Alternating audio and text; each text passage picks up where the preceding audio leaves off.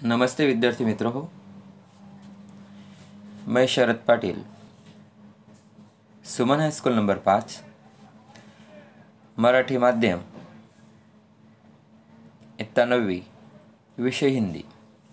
इसमें से गद्य 16, भारतीय संस्कृति में गुरु शिष्य संबंध, इसका आज हम अध्ययन करेंगे। भारतीय संस्कृति में गुरु शिष्य संबंध के बारे में आपने तो सुना ही होगा। गुरु को भगवान से भी ज़्यादा दर्जा दिया गया है। कबीर के दोहों से हम शुरुआत करते हैं। कबीर के दोहों में कहा गया है, गुरु गोविंद दोहो खड़े, काके लागू पाए, बलिहारी गुरु आपने, गोविंद दियो बताए। इस दोहे के माध्यम से कबीर जी कहते हैं कि गुरु और गोविंद यानी भगवान दोनों साथ में खड़े हैं, तो किसके चरण यानी किसके चरणों को पहले स्पर्श किया जाए, किसका आशीर्वाद लिया जाए। तो कहा गया है कि भगवान से भी ज़्यादा महत्व, बड़ा दर्जा गुरु को दिया गया है कि पहले गुरु के चरण यानी गुरु का आशीर्वाद लिया जाता है, बाद में भगवान का। इतना महत्व हमारी भारतीय संस्कृति में गुरु का बताया गया है। विद्यार्थी मित्रों हो, पहले हम भारतीय संस्कृति में गुरु शिष्य संबंध में जो एकाकी उसके लेखक है आनंद शंकर माधवन, ये जो निबंध प्रकार है, उस आनंद शंकर माधवन जी का हम पहले परिचय करते हैं। तस्वीर के माध्यम से हम देख सकते हैं गुरु शिष्य संबंध प्राचीन काल में और अर्वाचीन काल में। दूसरी तस्वीर के माध्यम से हम हमारे महाराष्ट्र के कुलदेवत के तौर पर हम जानते हैं कि शिवाजी महाराज, रघुवीर समर्थ।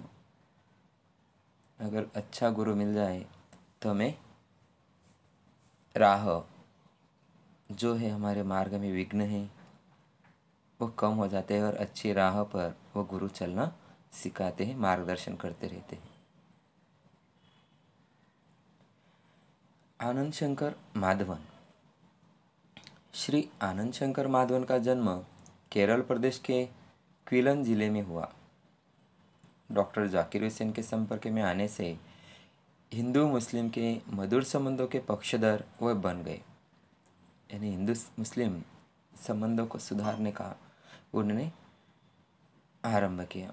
महात्मा गांधी के भारत छोड़ो आंदोलन में भी माधवन जी ने का सक्रिय सहभाग रहा है। जेल में रहकर हिंदी भाषा का अध्ययन किया। जेल से छूटकर उन्होंने भारत भ्रमण को निकल पड़े और बाद में बिहार में मंदार विद्यापीठ की स्थापना की। आनंद माधवन जी ने विद्यापीठ की भी स्थापना की थी। सन 1984 में अद्वैत मिशन और सन 1985 में शिवधाम अभिनव शिक्षा नगरी की उन्होंने स्थापना की। अब आप 3 संस्थाओं के संचालक हैं। मलयालम तथा तमिल दोनों ही भाषाओं पर पूर्ण अधिकार होने के बावजूद इन्होंने हिंदी साहित्य में सृष्टि की। इनके विषयों में दार्शनिकता, आधुनिकता एवं आध्यात्मिकता का बाहुल्य है। बिक्री हीरे, अनलशला का, हिंदी आंदोलने, आमंत्रित मेहमान, आरती, उषा, संजीवनी आदि इनकी प्रमुख रचनाएं हैं। आमंत्रित मेहमान बिहार राष्ट्रभाषा परिषद द्वारा पुरस्कृत हुई है। माधवन जी के प्राचीन गुरु शिष्य परंपरा की गरिमा को स्पष्ट करते हुए वर्तमान शिक्षा प्रणाली पर परोक्ष रूप में करारा व्यंग्य किया है। प्राचीन काल में गुरु का दर्जा और आधुनिक काल में गुरु का दर्जा जो है, किस तरह से उनमें अंतर दिखाई देता है, उस पर माधवन जी ने व्यंग्य किया है। हमारे समाज में व्यावसायिक संस्कृति का बोलबाला है। हर कोई शिक्षा जो है वह पैसे देकर प्राप्त करता है। और ज्ञान जो है पैसे देकर ही दिया जाने लगा है।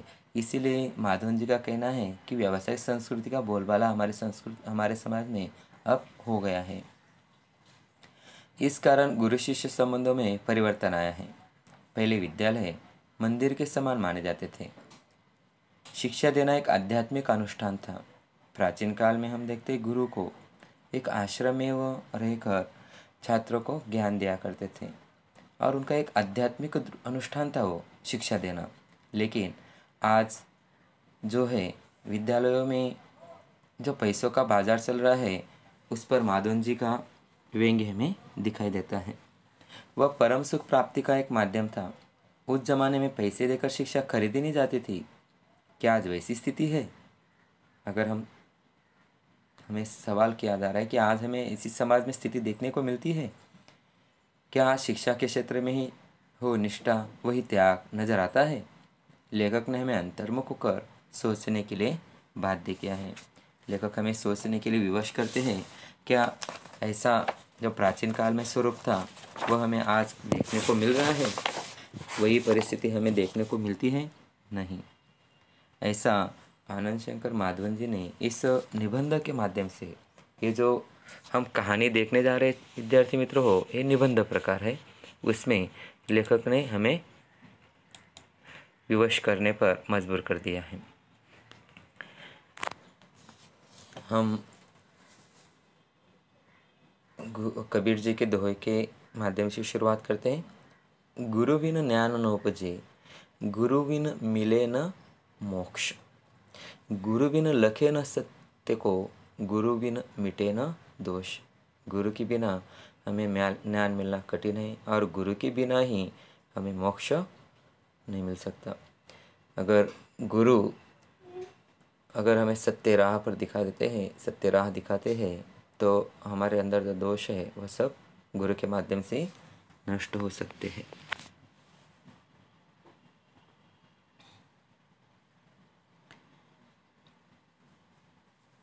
विद्यार्थी मित्रों हो, हम निबंध प्रकार को शुरुआत करते हैं।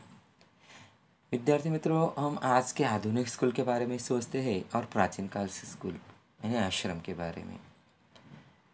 अगर छात्रों को ज्ञान प्राप्त करना था तो वहाँ जाकर आश्रम में जाकर रहते थे और गुरु के सानिध्य में रहकर वह ज्ञान प्राप्त करना ही अपना एक माध्यम मानते थे। लेकिन आज स्कूल आधुनिक भारत आधुनिक की ओर तो बढ़ रहा है, लेकिन आधुनिक या प्रगतियों की ओर बढ़ते समय हम ये भूल गए हैं एक दूसरे का आदर करना, गुरु का आदर करना, या गुरु भी भूल गया है कि शिष्य के प्रति कैसा व्यवहार किया जाए। आज हम इसके जो दोनों के बीच में जो अंतर है वह जानने का प्रयास करेंगे। हमारे समाज में व्यावसायिक संस्कृति का बोलबाला है। जहाँ तहाँ ज्ञान जो है वह पैसे देकर ही प्राप्त किया जा रहा है। हर तरफ शिक्षा का बाजार हमें दिखाई दे रहा है। इसी कारण गुरु शिष्य संबंधों में परिवर्तन आया है, क्योंकि छात्रों को फीस देकर ज्ञान प्राप्त करना पड़ रहा है। प्राचीन काल में छात्र जो है वो गुरु की सेवा करते थे, वहाँ रहकर वो ज्ञान प्राप्त करते थे, वहाँ कोई फीस नहीं देनी होती थी। लेकिन आज इसमें परिवर्तन हमें दिखाई दे रहा है। पहले विद्यालय मंदिर के समान माने जाते थे। प्राचीन काल में जो आश्रम थे वो एक मंदिर से भी बढ़कर गुरु के आश्रम को स्थान दिया जाता था। लेकिन आज उनमें स्थिति अलग ही हमें दिखाई दे रही है। शिक्षा देना एक आध्यात्मिक अनुष्ठान था, आध्यात्मिक कार्य था शिक्षक का। परमेश्वर प्राप्ति का एक माध्यम था। पैसे देकर शिक्षा खरीदी नहीं जाती थी। आज स्थिति बिल्कुल बदल गई है और अब शिक्षण कार्य पेट पालने का साधन बन गया है। प्राचीन काल में हम हमारे आध्यात्मिक भगवान को अगर हम याद करते हैं, श्री राम, उनके गुरु जो थे वो वशिष्ठ हमें याद आते हैं। उन्होंने अपने गुरु के आश्रम में जाकर ही ज्ञान प्राप्त किया था। यही नहीं तो श्री कृष्ण इन्होंने भी ज्ञान कहाँ प्राप्त किया था? अपने गुरु सांदीपनि से। भगवान राम के गुरु एक विश्वामित्र, दो गुरु थे उनके, एक वशिष्ठ और दूसरे विश्वामित्र।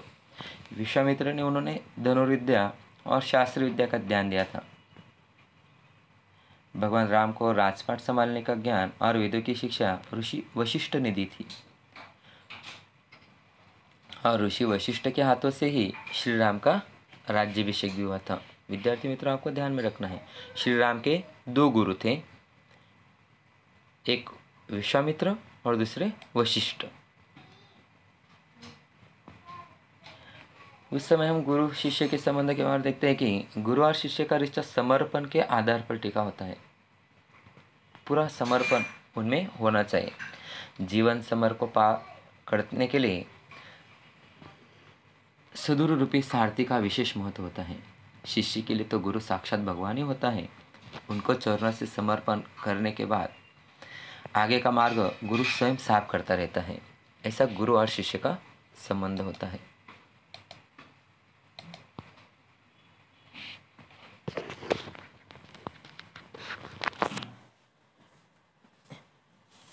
जिसे भारतीय संस्कृति कहा जाना चाहिए वह आज भारतीय मानसिक क्षितिज में क्रियाशील नहीं है। अगर हम भारतीय संस्कृति की ओर ध्यान देते हैं कि आज ऐसी संस्कृति वह हमें दिखाई नहीं देती। क्षितिज, विद्यार्थी मित्रों, शब्द समूह के लिए ये आपको पूछा जा सकता है। क्षितिज यानी जहाँ धरती और आकाश मिले हुए में दिखाई देते हैं, उसे कहते हैं क्षितिज। आपको सवाल पूछा जा सकता है कि जमीन और आसमान की मिलने वाली आभासी रेखा, इसे कहते हैं क्षितिज। जिसे भारतीय संस्कृति कहा जाना चाहिए वह आज भारतीय मानसिक क्षितिज में क्रियाशील नहीं है, क्योंकि गुरु शिष्य का संबंध जो है वह हमने तो देखा, लेकिन आज गुरु और शिष्य का संबंध एक जन्म का नहीं होता, जन्म जन्मांतरों का होता है। वो लौकिक नहीं अलौकिक होता है। वह स्वार्थ का नहीं, समर्पण और करुणा का गठजोड़ जैसा होता है। गुरु एक ऐसी टकसाल है जो अपने सांचे में अपने प्राण बल से तपोबल के सहारे प्रखर व्यक्तित्व का निर्माण करता है।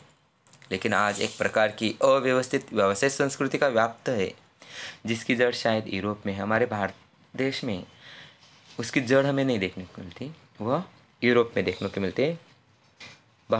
बाहरी देश से हमने अनुकरण करते हुए उसका उपयोग किया है, क्योंकि आज के यूरोप के प्रभाव के शिक्षा क्षेत्र के व्यावसायिक संस्कृति आ गई है।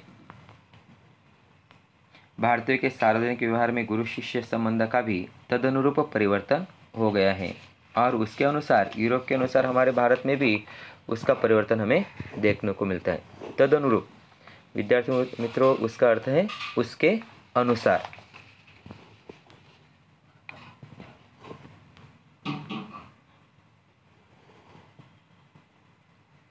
यहाँ गुरु वेतनभोगी नहीं होते थे और न शिष्य को शुल्क देना पड़ता था।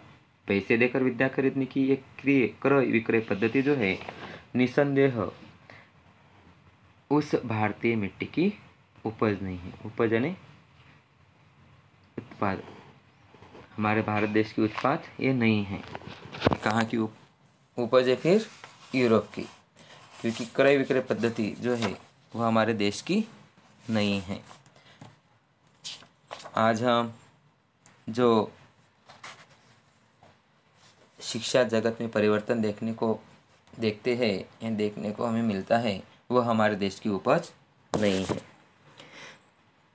क्योंकि तस्वीर के माध्यम से देखते हैं कि हमारी संस्कृति में प्राचीन काल से हम ऋषि मुनि और हमारे आराध्य देवताओं को भी देखा है कि आश्रम में जाकर उन्होंने ज्ञान प्राप्त किया है। गुरु को भगवान से भी बढ़कर उन्होंने दर्जा दिया है। तो ऐसी संस्कृति हमारे देश में आज भी हम उसका अनुकरण करते हुए देख रहे थे, लेकिन उसमें परिवर्तन हमें देखने को मिला है। शिक्षालय एक प्रकार के आश्रम अथवा मंदिर के समान थे। गुरु को साक्षात परमेश्वर ही समझा जाता था। शिष्य पुत्र से अधिक प्रिय होते थे। गुरु को अपना शिष्य जो है अपने बेटे से भी अधिक प्रिय होते थे। या सम्मान मिलना ही शक्ति पाने का रहस्य हैं। अगर शिष्यों से गुरु को सम्मान मिलता है तो मानो उन्होंने एक रहस्य प्राप्त कर लिया हो। प्राचीन काल में गुरु की शिक्षादान क्रिया उनका आध्यात्मिक अनुष्ठान थी, और गुरु भी अपना शिक्षादान करते समय एक आध्यात्मिक तौर पर अपने छात्रों को, अपने शिष्य को अपने से बढ़कर बनाने का प्रयास करते थे। परमेश्वर प्राप्ति उनका एक माध्यम था, और शिष्य को अगर हम जितना ज़्यादा ज्ञान देंगे उतने ही हमें भगवान से मुलाकात या भगवान का आशीष हमें जल्दी प्राप्त होगा, ऐसा उनका मानना था। वह आज पेट पालने का जरिया बन गई है। लेकिन आज प्राचीन काल में गुरु और शिष्य का संबंध, गुरु जो है अपने शिष्य को ज्ञान देते समय ऐसा सोचते थे कि मानो भगवान से मिलने का उन्हें एक जरिया मिल गया हो, लेकिन आज ऐसा समझते पेट पालने का जरिया उन्हें मिल गया है। प्रारंभ में विवेकानंद को भारत में महत्वपूर्ण स्थान प्राप्त नहीं हुआ। हम देखते हैं कि विवेकानंद, इनको जो स्थान है भारत में प्राप्त नहीं हुआ। भारत में उन्हें इतना महत्वपूर्ण स्थान नहीं दिया गया। पर जब उन्होंने अमेरिकन नाम कमा लिया तो भारतवासी दौड़े, माला लेकर स्वागत करने के लिए। अमेरिका में जाकर जब विवेकानंद ने अपना नाम कमा लिया, उन्होंने संसद भवन में जो भाषण दिया था हमारी गीता के बारे में, और भाइयों और बहनों को कर उन्होंने संबोधित किया था, तो उन्होंने जब नाम कमा लिया तब हमें उन पर विश्वास हुआ। रविन्द्रनाथ ठाकुर को भी नोबेल पुरस्कार मिला तो बंगाली लोग दौड़े ये राग अलापते हुए, अमादेर ठाकुर कठोर सपूत। तब तक उन्हें कोई सम्मान नहीं देता था। विद्यार्थी मित्रों, नोबेल पुरस्कार ये जो है नोबेल फाउंडेशन द्वारा स्वीडन के वैज्ञानिक अल्फ्रेड नोबेल की याद में वर्ष 1901 में शुरू किया गया है। ऐसा है, अल्फ्रेड नोबेल पुरस्कार उनको दिया जाता है उनके नाम से। हमारे भारत में रविन्द्रनाथ ठाकुर को ऐसा ही नोबेल पुरस्कार दिया गया था। रविन्द्रनाथ टैगोर भारतीय नहीं, एशिया के प्रथम व्यक्ति है जिन्होंने नोबेल पुरस्कार से सम्मानित किया गया था। उन्हें 1913 में उनकी जो कृति है गीतांजलि, और गीतांजलि के लिए उन्हें ये नोबेल पुरस्कार दिया गया था। जब तक हमारे देश के लोगों को विदेशों में नाम नहीं मिलता तब तक हम उन पर विश्वास नहीं करते, ऐसी हमारे देश की सोच है, ऐसा लेखक का कहना है।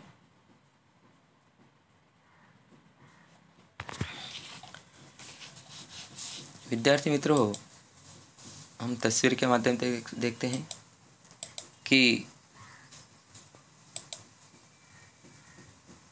दक्षिण भारत में कुछ समय पहले तक भरतनाट्यम और कथकली को नहीं पूछता था, पर जब उसे विदेशों में मान मिलने लगा तो आश्चर्य से भारतवासी सोचने लगे, अरे हमारी संस्कृति में इतनी अपूर्व चीज़ें भी पड़ी थी क्या। जब विदेशों ने उन्हें स्वीकारा तब हमें उस पर गर्व हुआ कि तब तक हम उस पर विश्वास नहीं करते थे। विद्यार्थी मित्रों, भरतनाट्यम को सबसे प्राचीन नृत्य माना जाता है। इस नृत्य को तमिलनाडु में देवदासियों द्वारा विकसित और प्रसारित किया गया है। शुरू में इस नृत्य को देवदासियों द्वारा विकसित होने के कारण उचित सम्मान नहीं मिल पाया, लेकिन 20वीं सदी के शुरू में ही ईश्वर कृष्ण अय्यर और रुक्मिणी देवी के प्रयासों ने इस नृत्य को दोबारा स्थापित किया है। भरतनाट्यम के 2 भाग होते हैं। इसे साधारण 2 अंशों में संपन्न किया जाता है, पहला नृत्य और दूसरा अभिनय। नृत्य शरीर के अंगों से उत्पन्न होता है। इसमें रस, भाव और काल्पनिक अभिव्यक्ति जरूरी है। और भरतनाट्यम में शारीरिक प्रक्रिया को 3 भागों में बांटा जाता है, समभंग, अभंग, त्रिभंग। भरतनाट्यम में नृत्य क्रम इस प्रकार होता है, आलरी, इस अंश में कविता रहती है, जाति स्वरम दूसरा है, और इस तरह से शब्दम ये तीसरा नंबर का अंश होता है। इस तरह से भरतनाट्यम का सादरीकरण किया जाता है। कथकली, कथकली का प्रादुर्भाव जो है 17वीं शताब्दी के उत्तरार्ध में हुआ था। विद्वानों का मत है कि कोट्टारकम तपुरान द्वारा रचे गए राम नाट्यम का विकसित रूप ही कथकली है। कालांतर में अनेक नाट्य कलाओं के सहयोग और प्रभाव से कथकली का स्वरूप संवरता गया और समय अनुसार कथकली और भरतनाट्यम को जब विदेशों में मान मिलने लगा तब हमारे भारत में ऐसी अपूरी चीज़ें भरी पड़ी है, इसका ज्ञान हमें हुआ। तस्वीर के माध्यम से हम देखते हैं भरतनाट्यम और कथकली।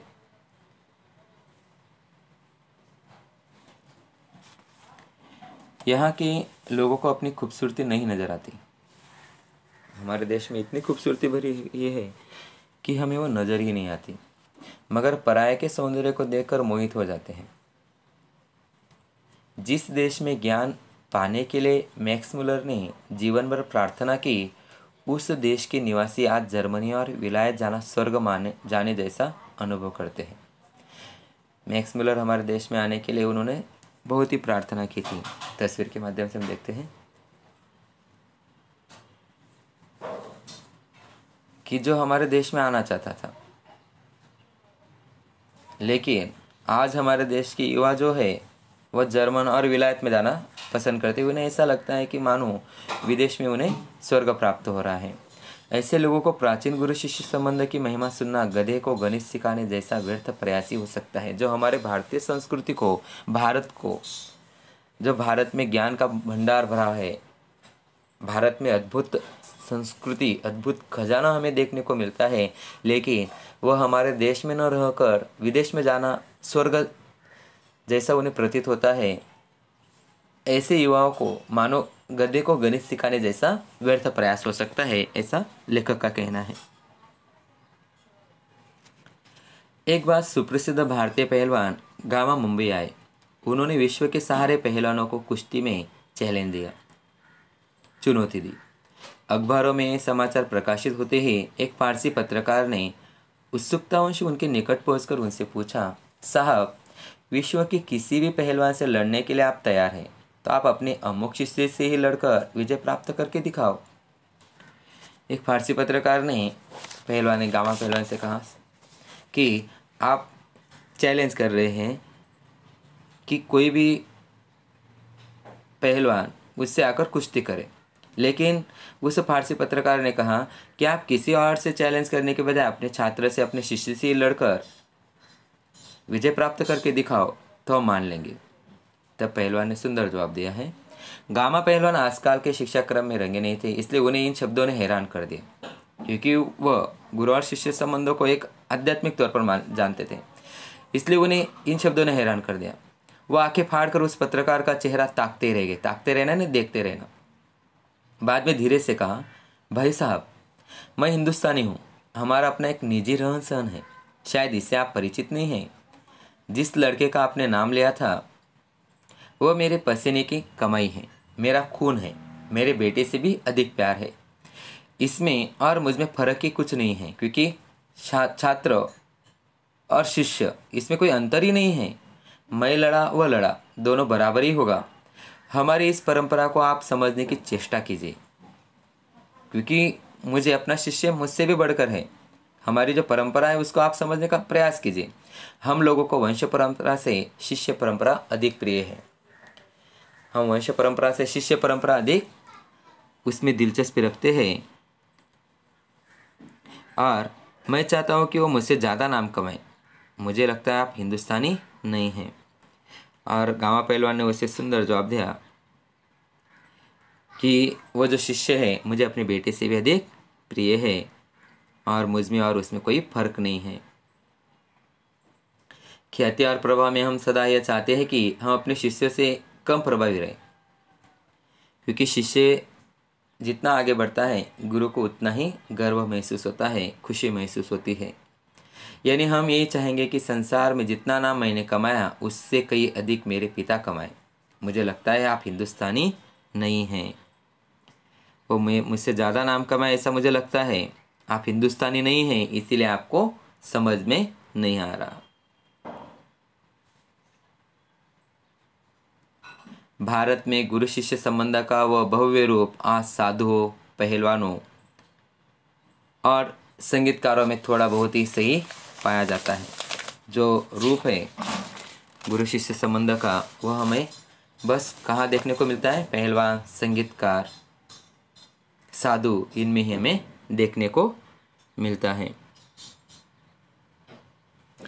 ऐसी परंपरा यही जीवित लगती है। भगवान रामकृष्ण बरसों योग्य शिष्य को पाने के लिए प्रयत्न करते रहे।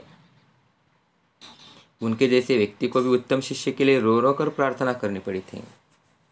भगवान रामकृष्ण परमहंस, इनके शिष्य विवेकानंद, और उन्होंने भी अपने योग्य शिष्य पाने के लिए बहुत ही प्रयत्न करने पड़े थे, बहुत ही प्रयास करने पड़े थे, तब जाकर उन्हें उत्तम शिष्य प्राप्त हुआ था। उन्होंने रो रो कर प्रार्थना की थी।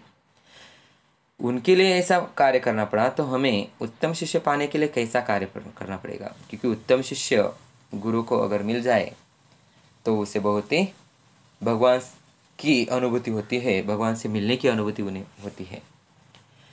ऐसे समझा जा सकता है कि एक गुरु के लिए उत्तम शिष्य कितना महंगा और महत्वपूर्ण है। संतान प्राप्ति दुख नहीं देता, पर बगैर शिष्य के रहने के लिए वे एकदम तैयार नहीं थे। अगर गुरु को उन्हें कोई संतान न हो तो उन्हें उतना दुख नहीं होता था जितना उन्हें अगर कोई शिष्य न हो तो उन्हें दुख होता था। इसीलिए संतान से भी अधिक महत्व शिष्य को दिया गया है। इस संबंध में हैवान ईसा का एक कथन सदा स्मरणीय है। उन्होंने कहा था, मेरे अनुयायी लोग मुझसे कई अधिक महान हैं और उनकी जुतियाँ होने की योग्यता भी मुझ में नहीं है। विद्यार्थी मित्रों, देखिए कि हैवान ईसा, इन्होंने भी कहा है कि मेरे अनुयायी यानी मेरे शिष्य मुझसे अधिक महान है और उनकी ज्योति के नोक के बराबर होने की मुझ में योग्यता नहीं है, ऐसा एक गुरु ने कहा है। यही बात है, गांधी जी बनने की क्षमता जिनमें है उन्हें गांधी जी अच्छे लगते हैं और वे ही उनके पीछे चलते भी हैं। विवेकानंद सिर्फ उन्हें पसंद आएंगे जिनमें विवेकानंद बनने की अद्भुत शक्ति निहित है। यानी हमारा एक आदर्श रहता है। अगर गांधी जी जिसका आदर्श है वह गांधी जी बनने की राह पर चल पड़ेगा, विवेकानंद जी ने अच्छा लगता है तो विवेकानंद बनने की राह पर चल पड़ेगा। उसके लिए हमारे अंदर एक शक्ति होनी चाहिए। जिन्हें वो पसंद आएंगे वो मार्ग पर निकल पड़ेगा। यह तस्वीर के माध्यम से गुरु शिष्य संबंध का हम दृष्टिकोण देखते हैं।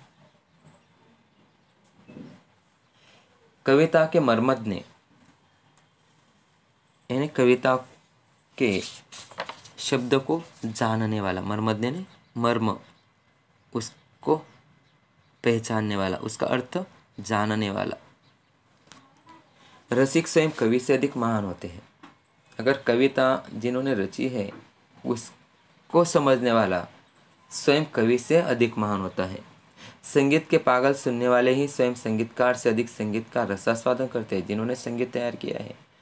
लेकिन जो सुन रहा है वह उस संगीत का रसास्वादन करता है, रस प्राप्त करता है, उसमें खुशी प्राप्त करता है।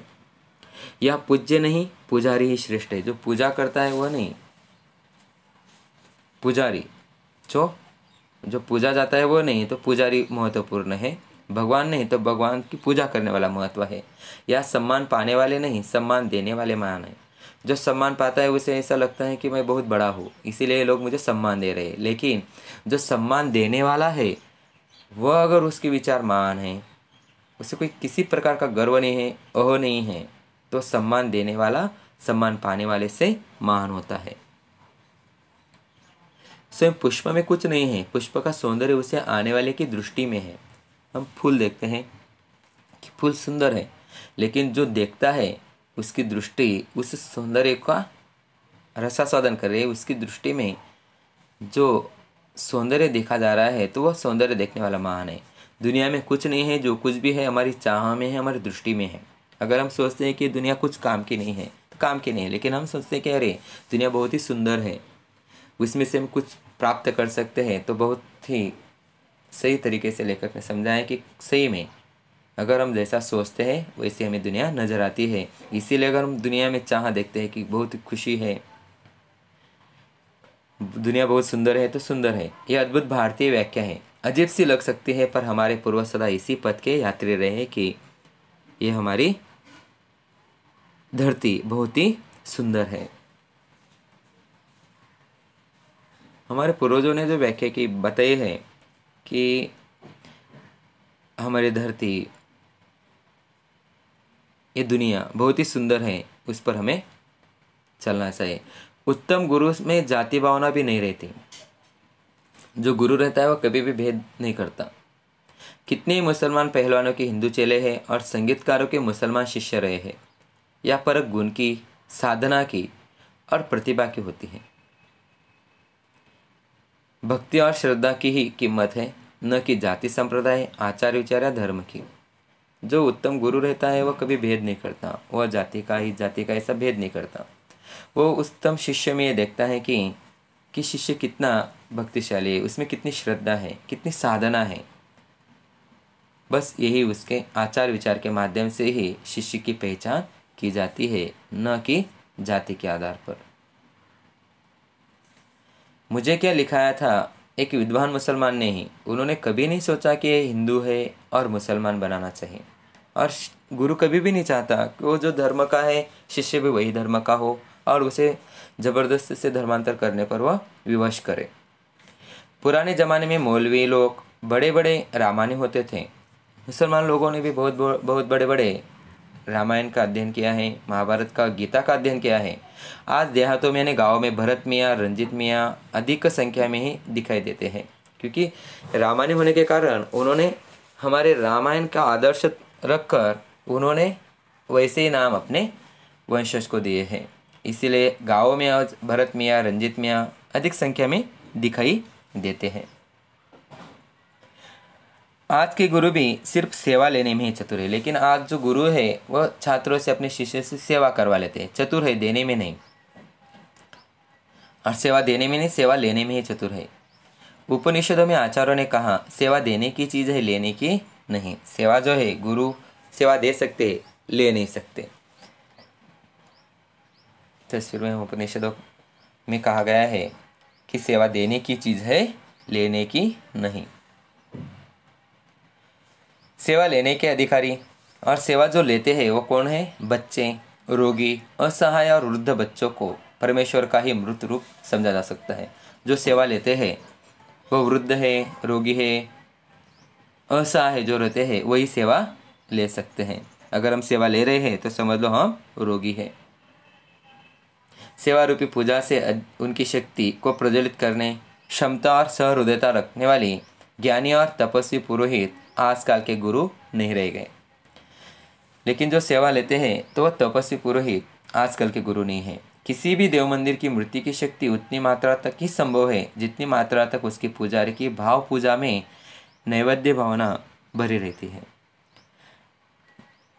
विद्यार्थी मित्रों हो, अगर हम मंदिर में जाते हैं और मंदिर में मूर्ति की पूजा करते हैं, पूजा करते समय भगवान की शक्ति को हम जान लेते हैं। लेकिन जो पुजारी है वह भगवान की मूर्ति की शक्ति को अगर जानता है तो किसके पुजारी के आधार पर ही वो मूर्ति का महत्व है। अगर इसी तरह से अगर हमारा शिष्य हमें हमारी शक्ति को नहीं पहचानता, हमें नहीं पहचानता, तो हमें कुछ अर्थ ही नहीं रह जाता। इसीलिए गुरु और शिष्य का संबंध जो है वो बहुत ही महत्वपूर्ण है। इसीलिए गुरु और शिष्य दोनों को मिलकर ही इसके संबंध को पूरा करना है। हमने पहले तस्वीर में देखा है कि आज भी हम जो आधुनिक तौर पर हम गुजर रहे हैं, लेकिन आज भी संस्कृत के माध्यम से गुरु की महत्व पहले प्रार्थना के तौर पर की जाती है। इसीलिए गुरु और शिष्य का संबंध कैसा होना चाहिए, ये गुरु और शिष्य दोनों पर निर्भर करता है। विद्यार्थी मित्रों, इसका स्वाध्याय आपको पूरी तरह से लिखना है शब्दार्थ और टिप्पणी, मुहावरे लिखने हैं और पूरा स्वाध्याय आपको अपनी कॉपी में लिखनी है। धन्यवाद विद्यार्थी मित्रों।